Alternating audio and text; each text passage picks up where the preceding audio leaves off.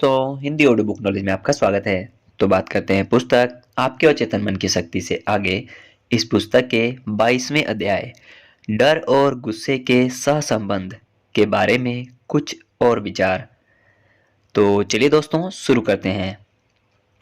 मुझे अध्याय 14 में डॉक्टर मर्फी द्वारा बताए गए सादृश्यता के उदाहरण ने अत्यधिक प्रभावित किया, जिसमें वे एक समतल स्थान पर रखे लकड़ी के तख्ते पर चलने और उसी तख्ते को मैदान से 20 फुट ऊपर स्थित करने के बाद उस पर चलते समय व्यक्ति की मन स्थिति क्या होती है, वे इस बारे में बताते हैं।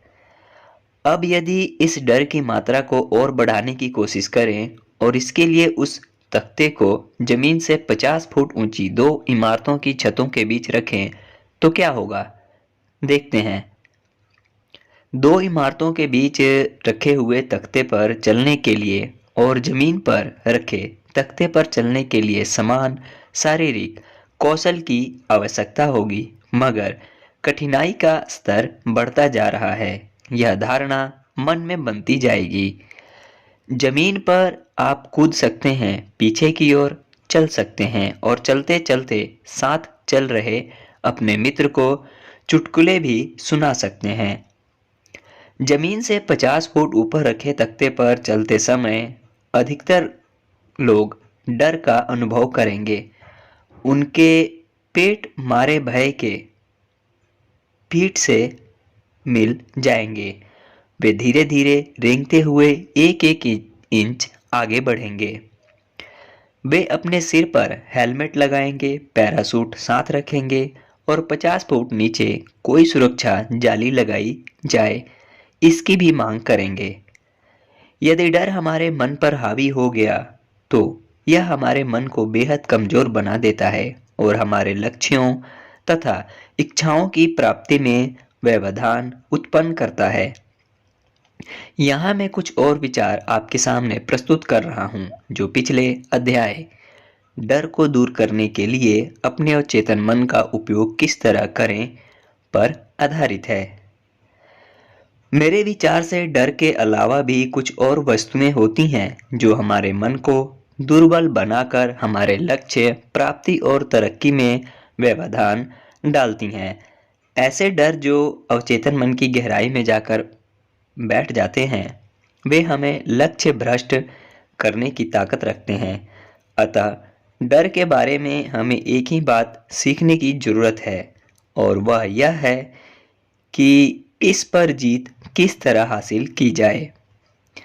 सबसे पहले तो यह जान लेना जरूरी है कि डर कोई वास्तविक स्थिति नहीं है, वरन ये तो किसी स्थिति के बारे में हमारे मन के विचार होते हैं जिन्हें भावनाओं का साथ मिल जाता है।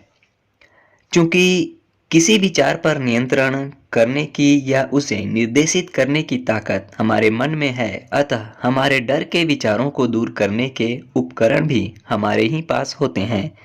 मगर अन्य उपकरणों की ही तरह इनका लाभ भी हम तब तक नहीं ले सकते जब तक हम इनके उपयोग की विधि नहीं जानेंगे।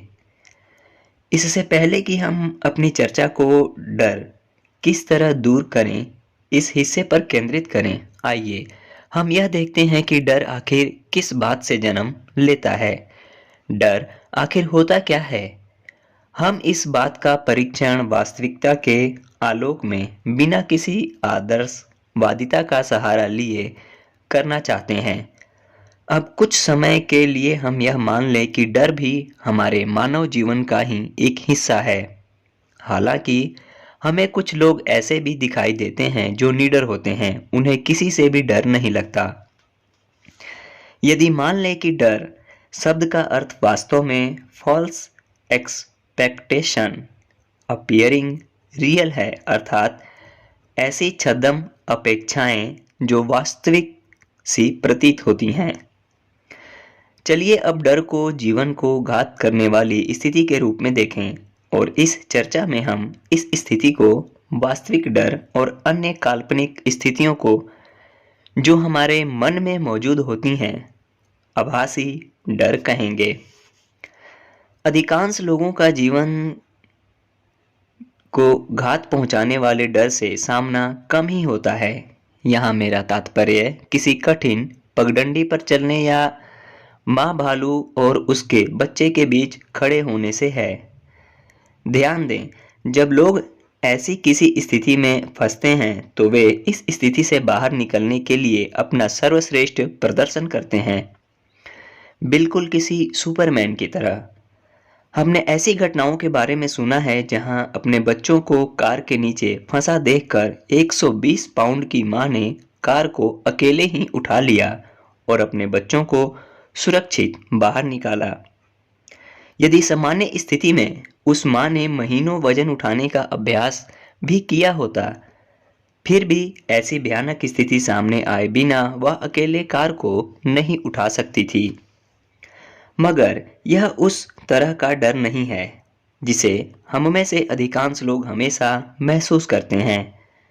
ऐसा डर जो हमें रातों को जगाए रख सकता है, अक्सर बेचैन कर देता है। आभासी डर वह डर होता है जिसमें हम हमेशा यह अनुभव लगाते हैं कि हमारे साथ कुछ बुरा घटने वाला है, और ऐसा अक्सर तब तक नहीं घटता है जब तक हम ऐसे विचारों को अपने अवचेतन मन की गहराई में स्थान नहीं देते हैं। जब डर हमारे अवचेतन मन में जड़ें जमा लेता है तो यह आत्म भविष्यवाणी बन जाती है जिसका पूरा होना अवश्यंभावी हो जाता है। यदि बुरी घटना नहीं घटती है तो उसका कारण यह होता है कि जो व्यक्ति डर का अनुभव करता है उसके अनुभव में कोई नया अनुभव या सत्य शामिल हो जाता है जो डर की भावना को धूमिल कर देता है। आभासी क्षेत्र जो डर के एहसास और विचार के पीछे काम करता है उसे वास्तविक तथ्यात्मक आंकड़ों द्वारा हटा दिया जाता है। ये तथ्यात्मक आंकड़े कई बार डर वाले विचारों के बिल्कुल विपरीत हो सकते हैं। तो अब आपको अपने मन के डर से निपटने के लिए यह विवरण किस तरह मदद करेगा? मैं सोचता था कि प्रेम का विलोम घृणा है। फिर मैंने गेराल्ड जेम्पोलोस्की द्वारा लिखी पुस्तक love is letting go of fear पढ़ी। एमडी जेम्पोलोस्की ने मुझे बातों को अलग दृष्टिकोण से देखने में मदद की। मुझे एहसास हुआ कि गुस्सा, नफरत और ऐसी ही सारी भावनाओं का उद्गम डर से ही होता है। वास्तव में हमें गुस्सा इसलिए आता है कि हमें किसी वस्तु को खोने का डर सता रहा होता है। यह वस्तु हमारी नौकरी, साथी, बच्चों का प्यार, स्वास्थ्य, कुछ भी हो सकती है। डर और प्रेम के बीच के गहरे रिश्ते को नील डोनाल्ड वॉल्स ने अपनी पुस्तक कन्वर्सेशन विद गॉड में बड़ी अच्छी तरह से बताया है। मैं मानता हूं कि वॉल्स इस बिंदु पर एकदम सही कहते हैं। मैं प्रेम और डर के बारे में इस पुस्तक में लिखे हुए कुछ अंश आपके सामने प्रस्तुत कर रहा हूं। वॉल्स लिखते हैं, मनुष्य के सारे ही काम गहराई में एक या दो भावनाओं द्वारा निर्देशित होते हैं। वे हैं डर या प्रेम। सत्य के पीछे भी केवल दो ही भावनाएं होती हैं। आत्मा की आवाज में भी केवल दो ही भाव होते हैं। ये महान ध्रुवीयता के दो विपरीत सिरे हैं। वॉस आगे लिखते हैं, ये दो बिंदु हैं अल्फा और ओमेगा जो सापेक्षता के सिद्धांत को पूर्णता देते हैं। वस्तुओं के बारे में इन दो विचारों के अलावा अन्य कोई विचार अस्तित्व में नहीं होता है। मनुष्य का हरेक विचार और हरेक काम डर और प्रेम इन्हीं दो विचारों पर आधारित होता है। इनके अलावा मानव जीवन में कोई अन्य अभिप्रेरणा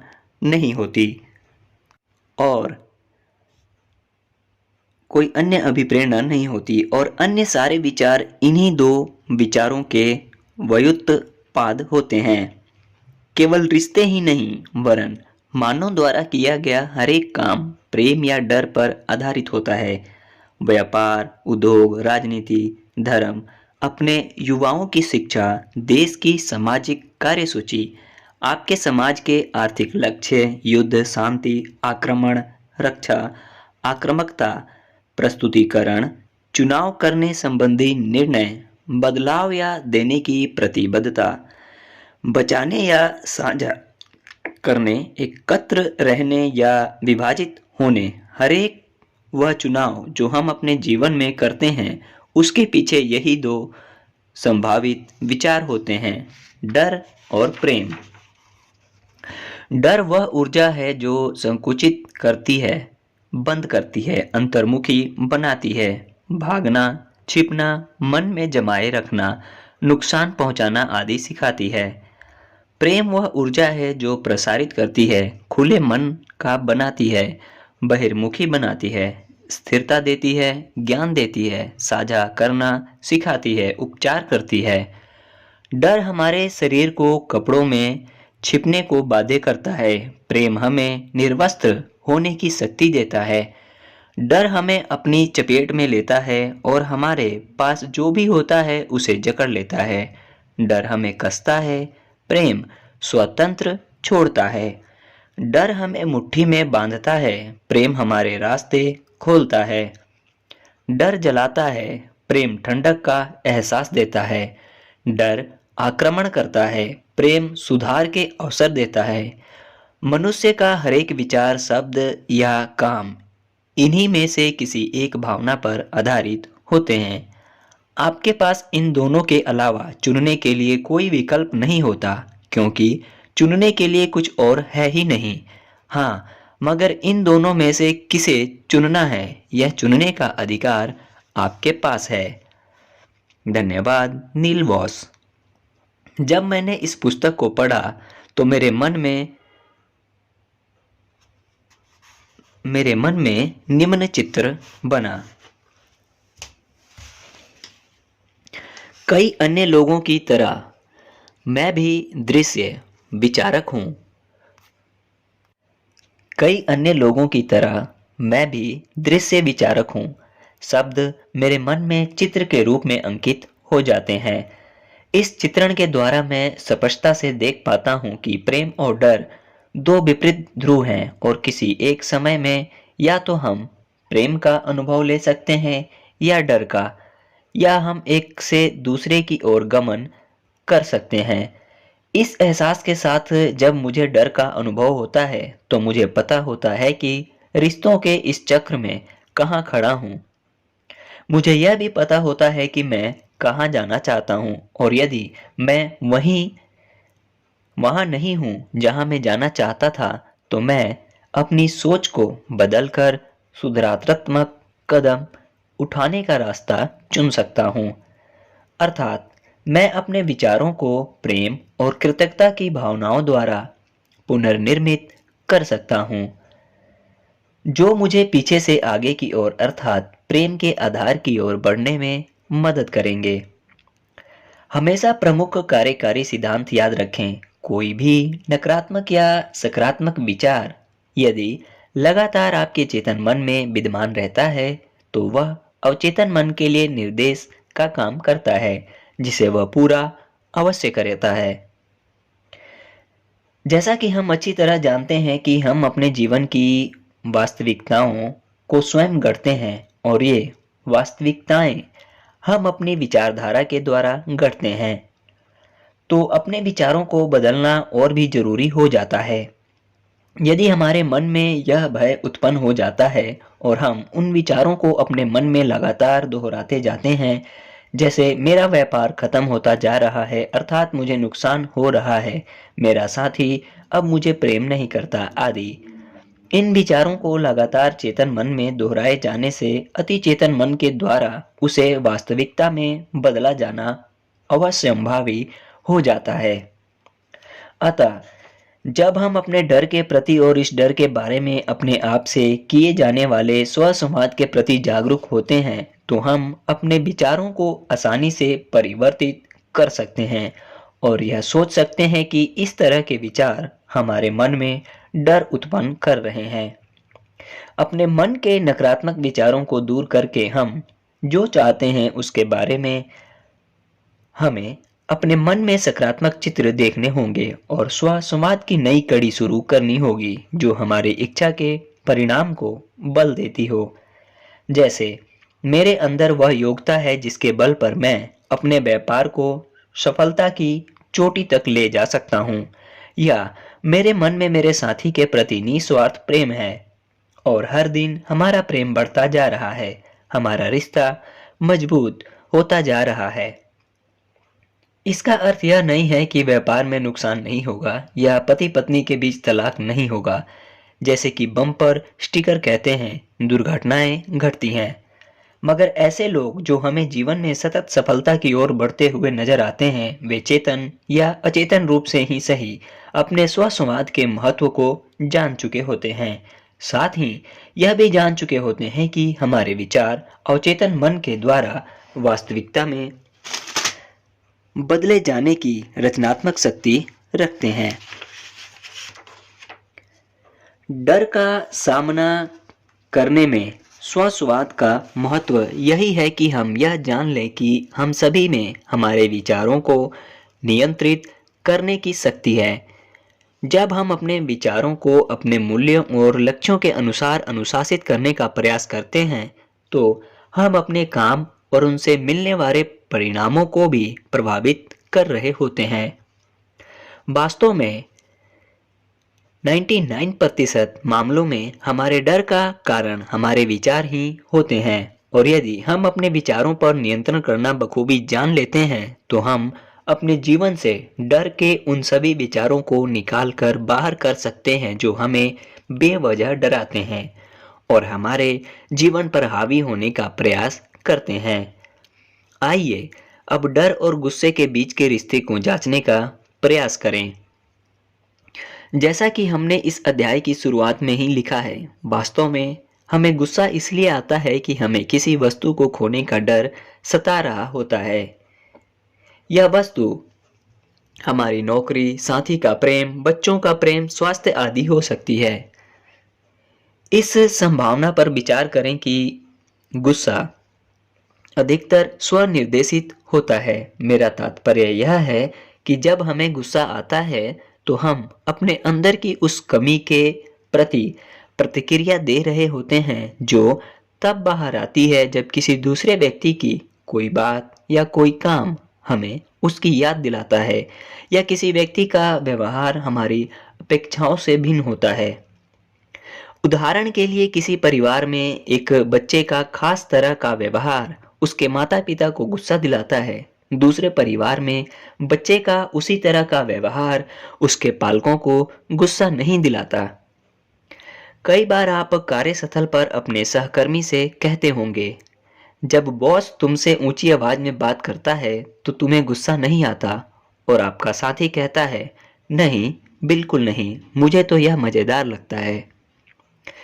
मेरा तात्पर्य यह है कि जब हम गुस्से की भावना से ग्रस्त हो जाते हैं तो हम इसका सामना और अच्छी तरह से कर सकते हैं यदि हम यह जानते हों कि यह गुस्सा किसी और द्वारा किए गए काम के कारण नहीं, वरन हमारे ही मन की भावनाओं के परिणाम के रूप में सामने आया है। यदि हम अपने गुस्से के शिकार बनने की बजाय उसकी जिम्मेदारी स्वयं पर लेते हैं तो हम वैसी ही परिस्थिति में बजाय गुस्सा होने के कोई और प्रतिक्रिया देने का विचार कर सकते हैं। अपनी प्रतिक्रिया को स्व निरीक्षण द्वारा निर्धारित करने का एक तरीका यह हो सकता है, जब भी मेरे बच्चे मुख्य दरवाजा खुला छोड़ जाते हैं तो मैं इतनी परेशान क्यों हो जाती हूँ? क्या मैं हमेशा ऐसी स्थिति आने पर उन पर गुस्सा होना चाहती हूँ? क्या ऐसा इसलिए होता है कि मेरे पिता भी मेरे ऐसा करने पर बहुत नाराज होते थे? क्या कोई इससे बेहतर तरीका हो सकता है जिससे मैं बिना नाराज हुए इस स्थिति का सामना कर सकूं? स्वनिरीक्षण करके आप अपने आप से प्रश्न करना अच्छा और स्वस्थ प्रयास है, और इससे न केवल रिश्ते सुधरते हैं वरन हमारी भलाई के रास्ते भी प्रशस्त होते हैं। क्या गुस्सा होना बुरी बात है? मैं जानता हूं कि यहाँ बुरा शब्द इस्तेमाल करने की बजाय मुझे अस्वस्थ शब्द का इस्तेमाल करना चाहिए। यहाँ यह कहना जरूरी है कि गुस्से की वजह से कई रिश्ते टूटे हैं। इस क्षेत्र में हुई कई शोध यह बताते हैं कि गुस्सा करने वाले अक्सर अस्वस्थ रहते हैं, यहाँ तक कि कैंसर की बीमारी तक से ग्रस्त हो जाते हैं। लॉरा हक्सले ने you are not the target शीर्षक से बहुत अच्छी पुस्तक लिखी है जो कुछ सुझावों पर जोर देती है। इसके अनुसार अधिकतर स्थितियों में गुस्सा आत्म प्रेरित होता है। जब कोई व्यक्ति आप पर गुस्सा होता है तो इसका अर्थ इतना ही है कि उस व्यक्ति का गुस्सा तो किसी न किसी रूप में बाहर आना ही था। आप बस उसके गुस्से की राह में गलती से आ गए हैं। मैं इसे एक उदाहरण से समझाता हूँ। वह उदाहरण भले ही यहाँ बेढब सा प्रतीत हो, मगर दुर्भाग्य से ऐसा हर एक व्यक्ति के जीवन में अक्सर घटता है। मैरी ने अपने पति जॉन के लिए बढ़िया खाना पकाया था और वह उसके साथ एक शांत रूमानी शाम बिताने की कल्पना कर रही थी। इसके विपरीत जॉन का पूरा दिन दफ्तर में बहुत ही निराशा और परेशानी भरा बीता था और वह गुस्से से खदबदा रहा था। जब वह मुख्य द्वार पर आया तो मैरी ने मधुर मुस्कान के साथ उसका स्वागत करते हुए कहा, आज का दिन कैसा था प्रिय?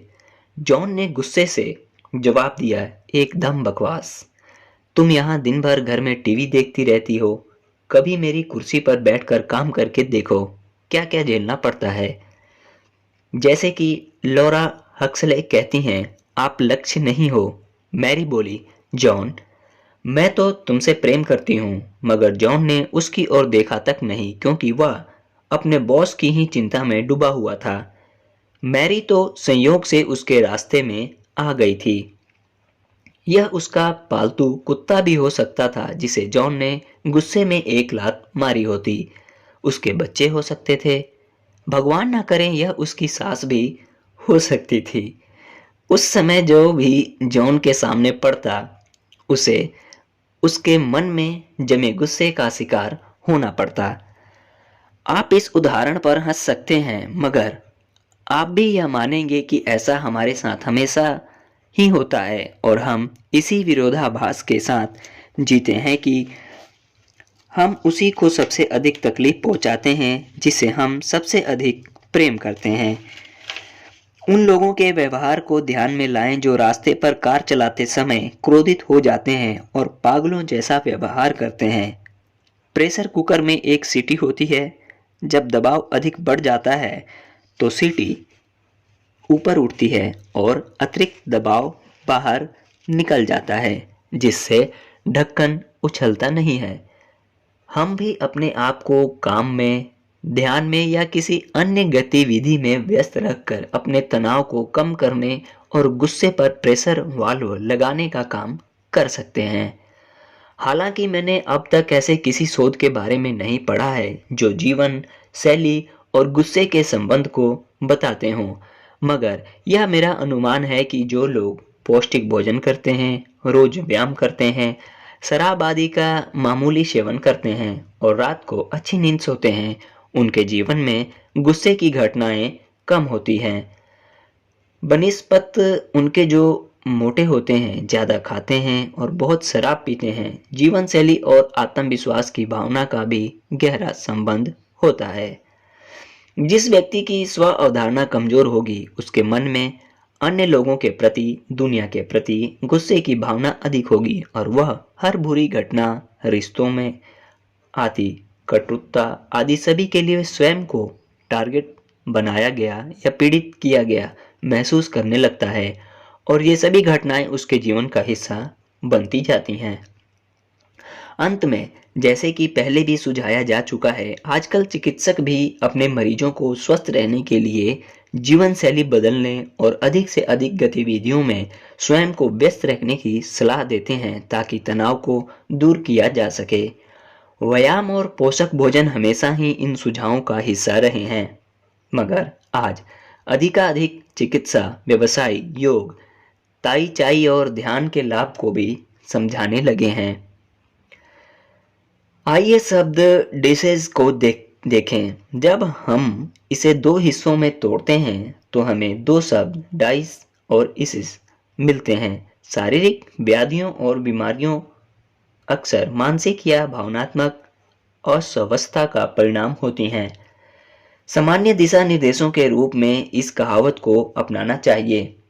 परिस्थितियाँ कभी भी तनावपूर्ण नहीं होती, हमारी प्रतिक्रियाएं तनावपूर्ण होती हैं। जब हम गुस्सा होने की क्रिया को अपने चुनाव के रूप में स्वीकार कर लेते हैं, तो हम तुरंत क्षमा मांगकर स्थिति को सुधारने और किसी व्यक्ति के प्रति गुस्से में दी गई प्रतिक्रिया से हुए नुकसान की भरपाई हेतु खुले मन से प्रयास कर सकते हैं। क्या अब हम समझते हैं कि डर और गुस्से के बीच क्या सहसंबंध है? क्या आप गुस्से में दी गई अपनी किसी प्रतिक्रिया को याद कर सकते हैं जिसमें डर का तत्व समाहित ना हो? यदि यह वाहन चलाते समय रास्ते में किसी पर आए क्रोध का मामला हो, क्या उसके पीछे अपने प्रिय व्यक्ति की दुर्घटना का भय नहीं छिपा होता, या इसके पीछे यह भय हो कि वह किसी और के लिए आपको अकेला ना छोड़ दे? यदि आप अपने बॉस से नाराज हैं, तो उसके पीछे क्या आपके मन में नौकरी जाने का डर छिपा हो सकता है? अगली बार जब आप क्रोध का अनुभव करें, सहज भाव से अपने आप से कहें, गुस्सा करने का समय समाप्त हुआ। मेरे मन में ऐसा क्या है जो मुझे गुस्सा दिला रहा है? मैं किस बात से डर रही हूँ? क्या मैं गुस्से की इस भावना के साथ रहना चाहती हूँ? यदि इन प्रश्नों के उत्तर नहीं में आते हैं, तो अपने मानसिक चित्र को किसी सुहावने चित्र में बदलें। उनके बारे में सोचें जिन्हें आप प्यार करते हैं, जिनके प्रति आप कृतज्ञता महसूस करते हैं, और इस तरह से स्व प्रयासों द्वारा धीरे धीरे डर के क्षेत्र से स्वयं को बाहर ले आएं तथा प्रेम के असीम क्षेत्र की ओर स्वयं को ले जाने का प्रयास करें। जैसा कि जॉन मिल्टन ने अपनी पुस्तक पैराडाइज लॉस्ट में लिखा है, मन की अपनी एक जगह है और यह चाहे तो जीवन को स्वर्ग बना सकता है, चाहे तो उसे नर्क बना सकता है। ओके दोस्तों, इसी के साथ अध्याय 22वां समाप्त होता है। मिलते हैं आपसे किसी अन्य वीडियो में और इस पुस्तक के अगले अध्याय 23 में, जो कि है भावनात्मक नियंत्रण जीवन के रूपांतरण के लिए सामान्य उपाय। धन्यवाद।